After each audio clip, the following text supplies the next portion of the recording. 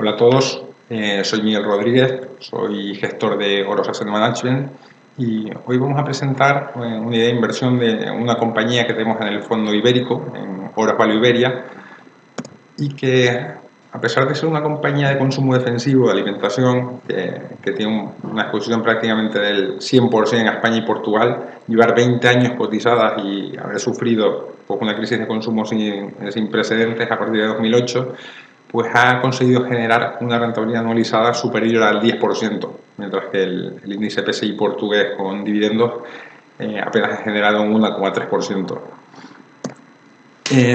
Se trata del grupo Ibersol. Ibersol es el mayor franquiciado de Burger King, Pizza Hut y KFC de Portugal. Además es el quinto operador de España de Burger King.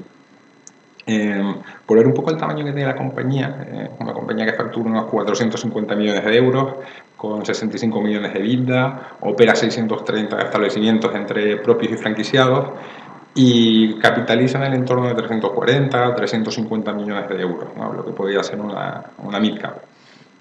Esta compañía tiene su origen en 1989, aunque se funda como Grupo Ibersol en 1995, pero en 1989 se llega a un acuerdo con PepsiCo, el antiguo dueño de Pizza Hut, antes de escindir la parte de restauración en la actual Yum Brands, pues en un acuerdo para abrir el primer Pizza Hut en Portugal y a partir de ahí pues extender la franquicia. Pues en estos años la compañía era propiedad de Sonae, una filial que se llama Pargeste, que era una filial dedicada a financiar empresas en expansión y a empresas en crecimiento. Pues un hito muy importante en estos años es que en el año 97 sus dos principales ejecutivos, Antonio Pinto da Sousa y Alberto Lal Teixeira, pues lanzan un MBO a la compañía y adquieren al propietario, a Sonae, las participaciones y se convierten en accionistas mayoritarios. Un MBO es una operación por la cual los directivos compran a los propietarios de la compañía y después sacan la compañía a bolsa a finales de 1997. Desde entonces es una compañía familiar, en ese momento tenían el 50,1% de las acciones y actualmente pues tienen cerca del 55%. Otro hito importante en estos años de la compañía, aunque ya veremos algunos más adelante, es que desde 2016 es el propietario de Eaton Group, que es la marca que tiene, que es la propietaria de Pans & Company, de Rips, de Santa María y Fresco. Bueno, vamos a ver cómo genera ingresos esta compañía. Bueno, la compañía tiene tres segmentos de negocio diferenciados. Una parte están los restaurantes, por otro los counters y otras concesiones y catering. Los counters serían esos restaurantes que tienes una barra donde pides, tienes el menú arriba y te lo llevas a la mesa, ¿no? Lo que es un Burger King. Los counters es el segmento más grande, el 46% de las ventas, y Burger King es la marca más grande, el 23%. De las cuatro primeras marcas, que serían Burger King, Pizza Hut, Pans y KFC, representan aproximadamente el 60% de las ventas.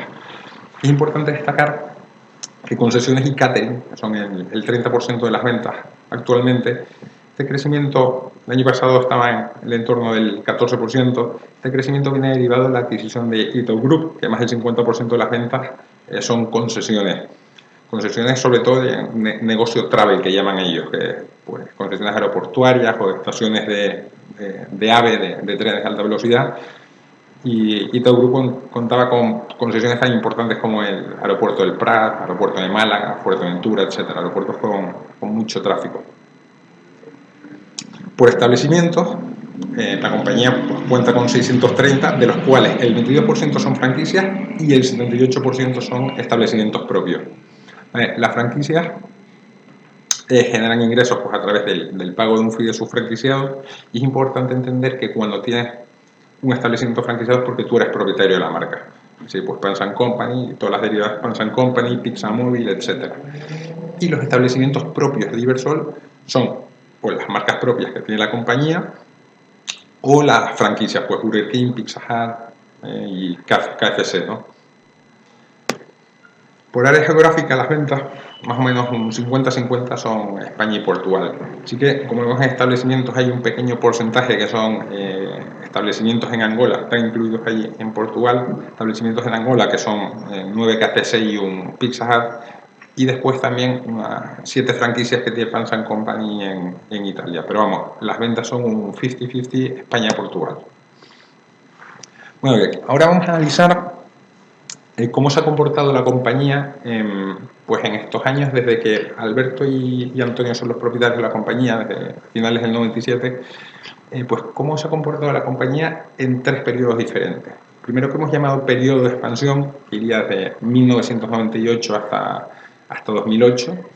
Después, periodo de reestructuración o periodo de reposicionamiento, que es desde 2008, desde la crisis, desde que explota la burbuja crediticia hasta 2014, 2015, y después el periodo actual que sería pues 2014-2015 hasta lo que es ahora, ¿no?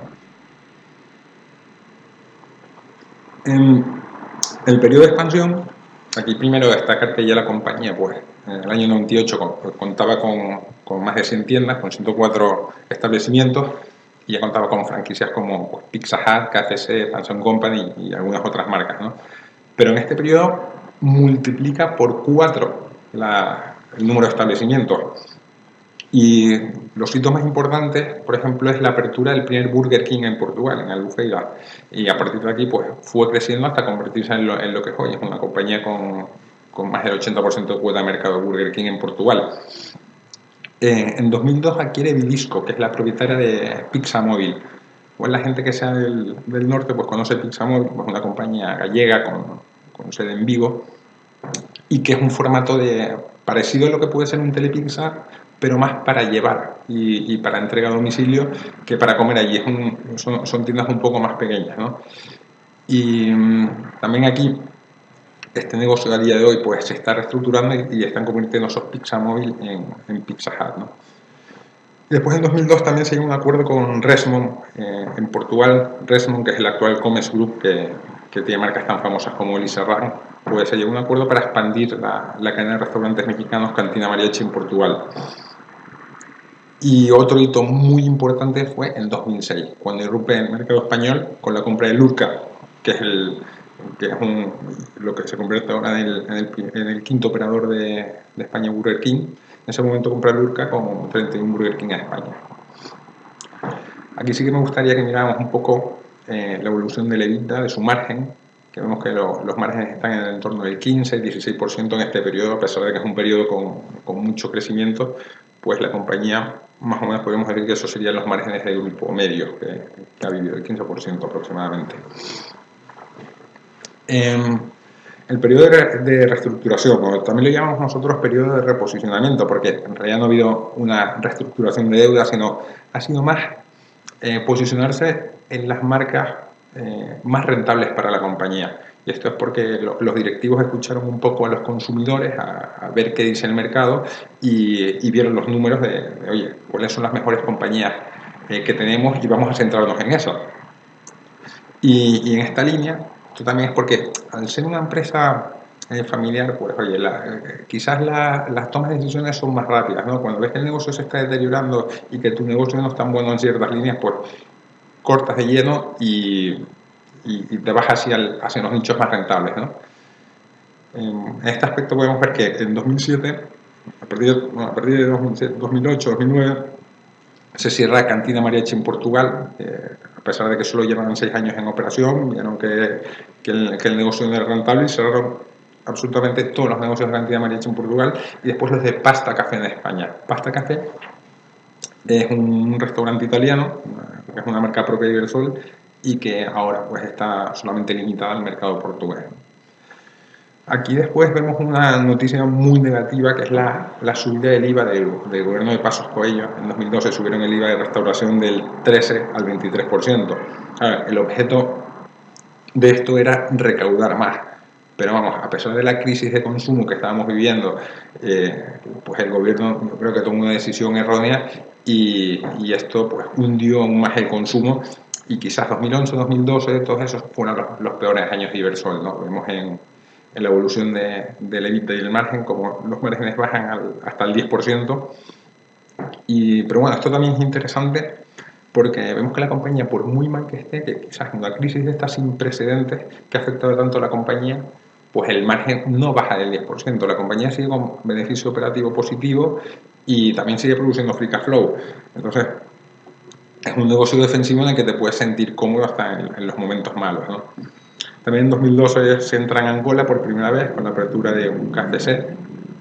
En total hay 10 establecimientos en Angola y el número de establecimientos pues, propios se reduce en 27 establecimientos, casi en 30 establecimientos, que no quiere decir que todos sean cierres, eso es un neto. También, por ejemplo, en Burger King sí que hay incremento, hay apertura. Bueno, ¿qué tenemos hoy en el periodo actual? Pues el periodo actual vemos cosas muy positivas, como que el gobierno volvió a bajar el IVA, o sea, ahora volvió a bajar el IVA de restauración, lo bajó del 23 al 13% de nuevo.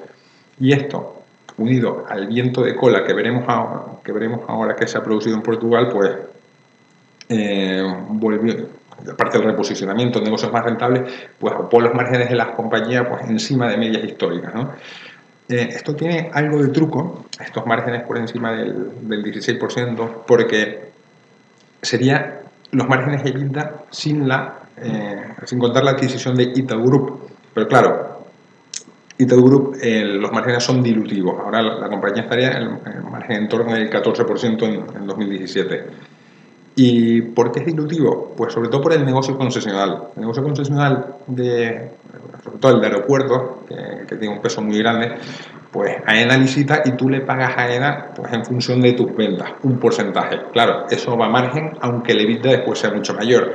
No como las concesiones de infraestructuras, donde lo que normalmente tienes es un CAPEX inicial muy grande y financias y vas pagando el CAPEX y la financiación y tu rentabilidad con el cash flow que generas, ¿no? Bueno, mercado y tendencias. Tampoco vamos a hablar mucho de mercado ni de macroeconomía, pero bueno, sí que sobre todo estos 3 últimos años, lo que comentamos del periodo actual, pues el crecimiento económico ha sido bueno en Portugal y en España, también en 2017 sigue siendo bueno, las perspectivas siguen siendo altas, y sobre todo en Portugal con el boom del turismo, ¿no? Porque es un mercado que no solo es que se haya recuperado, es un mercado que ha crecido, y ha crecido mucho, y ha crecido también en términos no solo de número de clientes, sino en términos de ingresos, ¿no? Pero lo que sí me parece interesante es centrarnos en las tendencias a largo plazo, ¿no? Sobre todo en mercados como Portugal y España, donde todavía la penetración de cadenas o de franquicias no es muy grande. Aquí vemos en estos gráficos que en España es el 8%, son la penetración de cadenas, y en Portugal el 10%, pero sí que vemos que a largo plazo esto va a converger a otros mercados, y va a converger porque ayudarán cosas como la estructura social en la que estamos ahora, ¿no?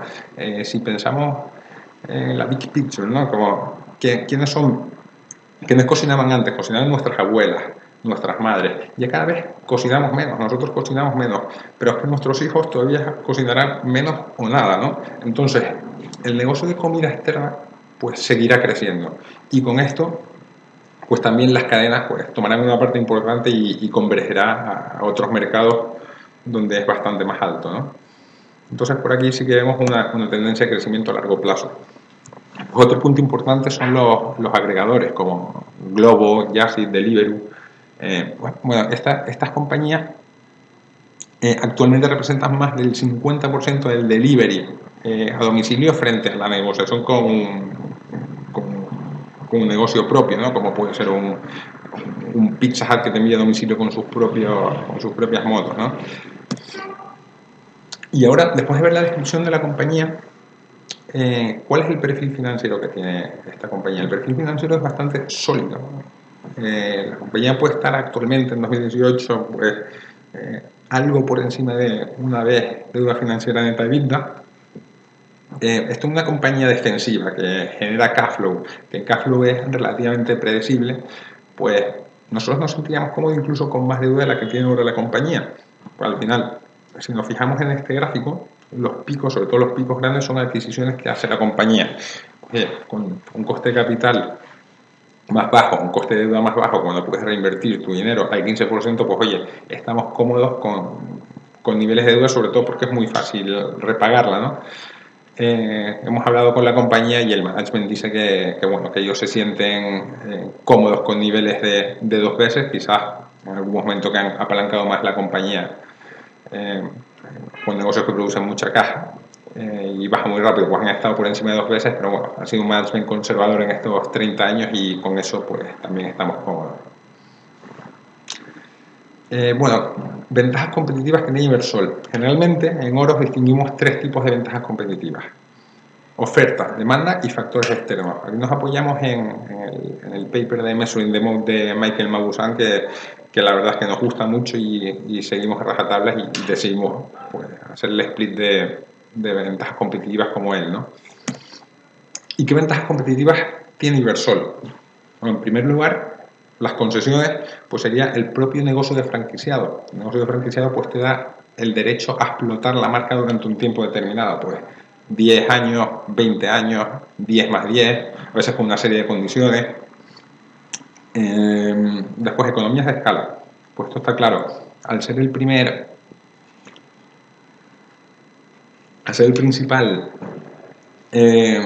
franquiciado de muchas marcas, de Burger King, Pizza Hut y KFC, pues tienes unas claras ventajas derivadas de las escalas como la logística, la distribución, etcétera, ¿no? Hábitos de consumo, pues son marcas muy reputadas. Burger King, Pizza Hut, son marcas donde la gente las conoce en todo el mundo, saben que son pues, bueno, pues marcas famosas, ¿no? Después la reputación de la compañía, y esto para nosotros quizás sea la parte más importante, porque esta ventaja competitiva también se llama Experience Goods, ¿no? Porque Ibersol lleva tantos años trabajando con compañías como Pizza Hut, que lleva 30 años, o 20 años como Burger King, que el franquiciador no tiene un incentivo por cambiar a una compañía que conoce tanto un mercado. Es decir, Ibersol lleva 20 años analizando el consumo, está en los mejores sitios donde cree que puede estar, tiene los acuerdos con los centros comerciales en los centros comerciales que ellos quieren. Pues entonces el franquiciador no tiene ningún incentivo en cambiar. De hecho, en esta línea, Burger King, que decidió el año pasado invertir pues, más de 100 millones de euros en Portugal para los próximos 5 años, aunque la compañía dice Ibersol dice que quizás sean 8, pues ha querido que Ibersol lidere este crecimiento en Portugal, a pesar de que la cuota de mercado es superior al 80%, ¿no? Entonces, esto es una ventaja competitiva clave en esta compañía y que es difícil de replicar a nuestro juicio. Bueno, en cuanto a la gestión de capital, que nosotros le damos muchísima importancia en Oros, y le damos importancia porque la gestión del negocio ya sabemos que es buena. Son gente muy lista, lo hace muy bien, pero la gestión de capital pues, puede definir si es una mala o una buena inversión.